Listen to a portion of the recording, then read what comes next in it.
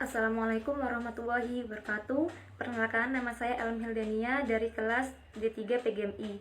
Di sini saya akan menjelaskan soal UAS mata kuliah studi Quran dan hadis Tarbawi. Yang soal pertama yaitu jelaskan yang saudara ketahui tentang metode penafsiran Al-Quran. Metode tafsir Al-Quran sendiri merupakan suatu prosedur atau cara untuk mengetahui kandungan makna dari ayat-ayat Al-Quran. Metode penafsiran Al-Quran ada 4, yaitu metode tafsir tahlili, yaitu metode yang menafsirkan beberapa ayat Al-Quran sesuai susunan bacaannya dan tertib susunan di dalam mushaf, kemudian baru menafsirkan dan menganalisisnya secara rinci. Jadi tafsir tahlili ini berupaya menafsirkan ayat demi ayat Al-Quran dari setiap surah dalam Al-Quran dengan seperangkat alat-alat penafsiran.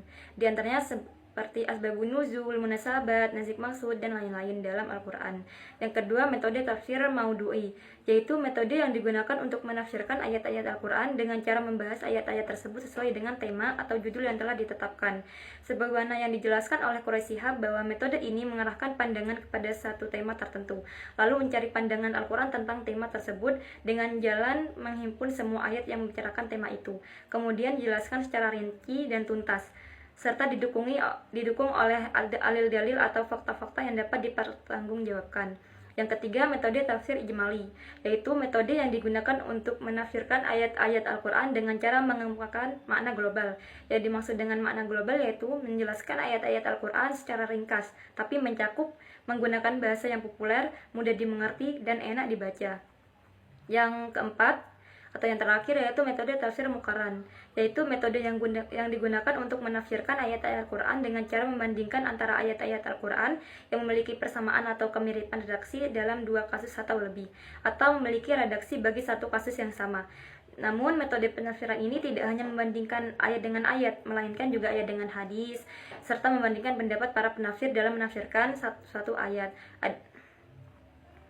Yaitu kemudian soal yang kedua yaitu jelaskan keutamaan ilmu dan orang yang berilmu sertakan dengan dalil Al-Quran.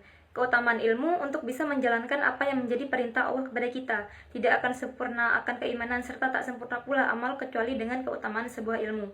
Ada dua keutamaan yang kadang luput dari perhatian, yaitu cara melihat dan dilihat. Orang yang berilmu lebih banyak melihat sesuatu yang positif dalam pandangannya. Tentu hal ini berbeda dengan cara pandang orang yang tidak berilmu, yang seringkali melihat sesuatu dari sisi negatif. Berdasarkan penjelasan tafsir di atas, bahwa ilmu sangat penting dalam kehidupan sehari-hari. Dengan ilmu, manusia dikukuhkan menjadi pembawa risalah kekhalifahan di muka bumi, yang memiliki kewajiban untuk memakmurkan dan mengembangkannya. Di dalam satu ayat Al-Quran memberi isyarat-isyarat bahwa yang berhak memimpin umat adalah yang memiliki ilmu, sebagaimana telah disebutkan dalam surat Al-Ankabut ayat 43. Kemudian soal yang ketiga yaitu jelaskan nasihat-nasihat apa saja yang disampaikan Luqman kepada anak-anaknya sebagaimana terdapat dalam surat Al-Luqman ayat 13-19. Luqman menyampaikan nasihat yang mencakup pokok-pokok tuntunan agama. Adapun kesimpulan pelajaran yang diperoleh pada ayat-ayat di atas adalah yang pertama, tuntunan akidah agar mengesahkan Allah, yaitu tidak menyekutukan Allah dan tidak melakukan kemusyrikan. Walaupun orang tua menyuruhnya, tapi di sisi lain kita harus tetap menghormatinya, karena sekecil perbuatan baik atau buruk akan ada balasannya. Yang kedua, tuntunan syariah, menjalankan sholat, amar ma'ruf nahi mungkar, dan bersabar dengan segala kesusahan yang menimpa. Yaitu Luqman berwasiat agar anaknya mendirikan sholat dan melakukan amar ma'ruf dan menolak kemungkaran serta bersabar atas segala musibah yang menimpa, karena itu merupakan bagian yang diberikan oleh Allah SWT. Yang ketiga, tuntunan akhlak kepada anak dalam bermasyarakat, yaitu seperti sopan santun, berinteraksi dengan sesama manusia, tidak sombong, dan saat berbicara dengan suara lemah lembut. Kemudian soal yang terakhir yaitu sebagai calon sarjana muslim, berikan pendapat saudara mengapa moderasi beragama sangat dibutuhkan saat ini, serta berikan dalil Al-Quran yang sesuai. Sebagaimana yang kita tahu, pengertian moderasi beragama sendiri yaitu cara pandang, sikap, dan perilaku selalu mengambil posisi di tengah-tengah, selalu bertindak adil dan tidak ekstrim dalam beragama. Oleh karena itu, moderasi beragama sangat dibutuhkan saat ini, karena untuk lebih memahami bagaimana sikap kita dalam menyeimbangkan pengalaman agama sendiri, eksklusif, dan penghormatan kepada praktik beragama orang lain yang berbeda keyakinan, inklusi, agar tidak terjadi yang namanya kefanatikan dan ekstrim, dan lebih mengutamakan rasa keadilan, kemanusiaan, serta toleransi yang mana sudah mulai kurang diperhatikan.